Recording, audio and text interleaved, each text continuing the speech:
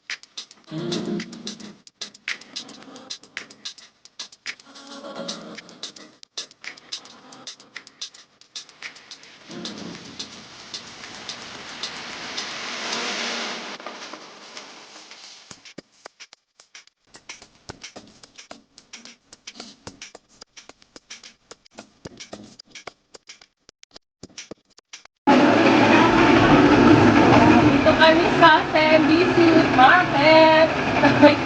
Team Bahay Kubo. Shout out po, Team Bahay Kubo. Hi!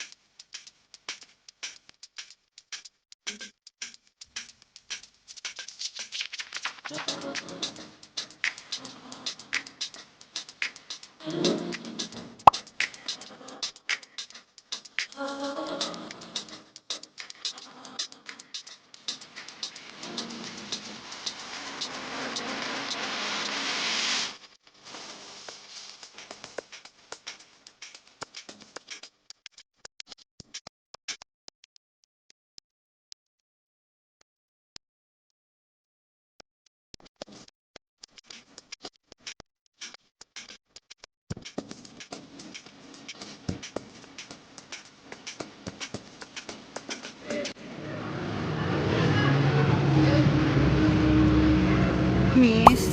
3,200 yan. Thank you.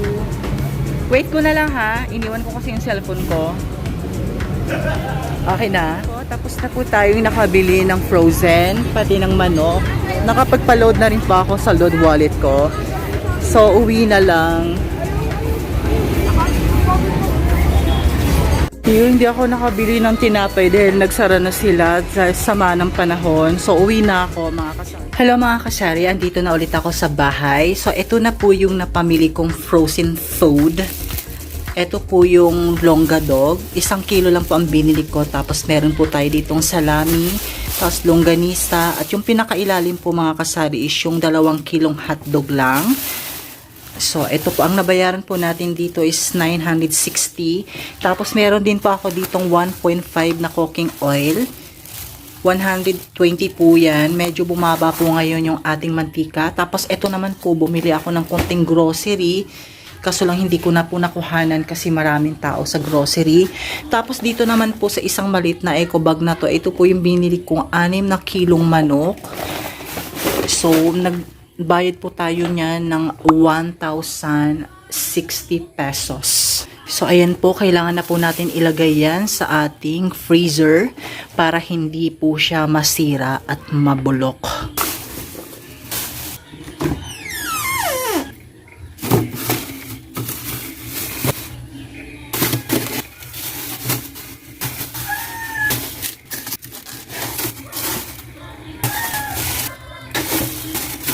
Tanggalin lang po natin yung luma.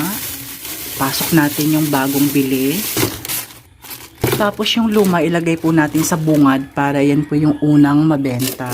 So ayan na po mga kasari. Nalagay na po natin. So dito wala pong yelo. Hindi po ako gumawa. Kasi nakalimutan kong bumili ng is wrapper. Kaya wala po tayong yelo. So ayan na po. Sara na po natin. So ito po yung manok. Ilalagay din po natin to sa freezer. Ilipat natin to. Nakalimutan ko pala na walang lagayan ang manok. So ilipat natin yung longganisa dito. Halo-halo na lang natin. Kasi may manok pa pala tayong nakalimutang ilagay. Buti na lang konti lang yung manok ko. Ayun, salpak na lang natin. So, ito po yung manok po natin. Na kilo-kilo ko na po. Tig kakalahating kilo lang po. Tapos, meron po tayong tig 1 kilo. Tapos, ito naman po yung tig 1 kilo. So, ayan na po. Nailagay na po natin ulit. Ayan, okay na po siya. Sara na natin para hindi aksayan ng kuryente. Ito naman po mga kasari, kunting lang to grocery para dito. Ayan, mga junk foods lang po yan na maliliit. Kasi baka bukas pa ako manggo-grocery pero wala na pong laman yung hanging strips tulad nito para sa ating junk foods. So ito naman, ito yung maliliit na junk foods na tulad nito. Ayan, like yung Happy, tas Muncher. So, bubuksan po natin yan.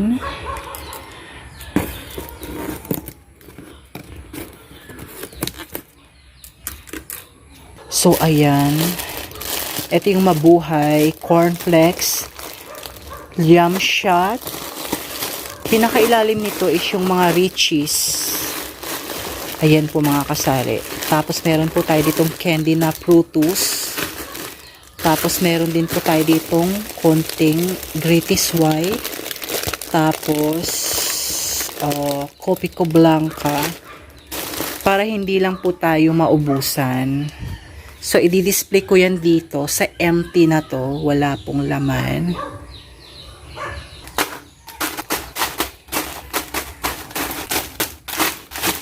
So, ito po yung Richies, tsaka Rich Choco.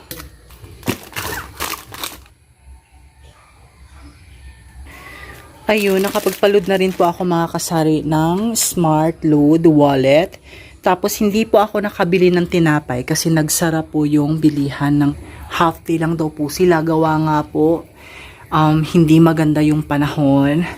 Tapos eto naman, i-display po natin itong aking mga junk foods. Tsaka itong prutos. Ilalagay po din natin dito sa wala ng laman na to. Tapos dito naman po ito po yung isang prutos. Ay yung iba-ibang klase. Tapos ito naman pong prutos na sampalok. Dito po natin siya ilagay.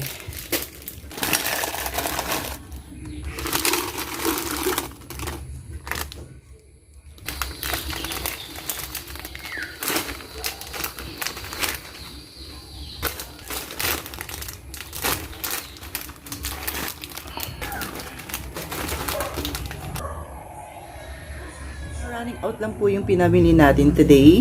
Tapos yun nga yung smart load. Tapos bumili ako ng frozen tinapay pero hindi po tayo nakabili kasi nagsarap po sila.